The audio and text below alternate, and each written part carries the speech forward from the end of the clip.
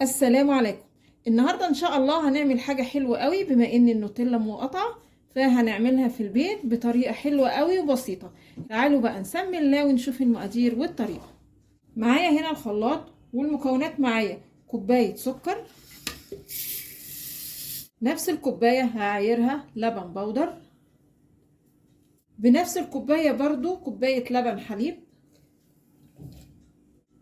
نص كوباية زيت. والزيت هنا يكون نوع كده كويس، علشان كل ما الزيت يكون طعمه حلو بيدينا طعم حلو الاخر للنوتيلا. نص كوباية كاكاو خام، ومعايا هنا قطعتين شوكولاتة اي نوع تحبيه، ممكن تستغني عن الشوكولاتة خالص، بس احنا بنعزز طعم النوتيلا.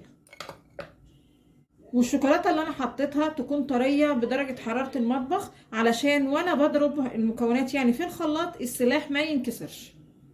ومن الاضافات اللي هتدي طعم حلو قوي للنوتيلا، معايا هنا نص معلقه صغيره من طعم البندق، ده بتتباع عند العطار. خدت منها كده نص معلقه، وما تكتريش عن كده علشان كتر طعم البندق بيمرر. واضرب بقى المكونات دي مع بعضها كويس قوي بالخلاط. النوتيلا خلاص كده جاهزه.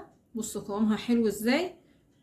قوامها بيتقل كمان حبة لما بتقعد شوية في التلاجة قيمة يوم ولا حاجة. هي بس بصوا قوامها كده علشان احنا لسه عاملينها، وبرده قوامها حلو قوي. تقدري كمان سمك القوام يعني تتحكمي فيه، بانك بتقللي الزيت لو عايزاها سميكة عن كده، او بتخففيه لو عايزاها تبقى خفيفة عن كده.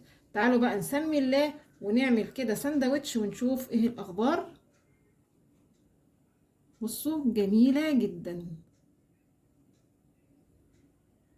يا رب النهاردة الفيديو يكون عجبكم، وانتظرونا ان شاء الله بفيديو جديد، وما تنسوش الاشتراك في القناة.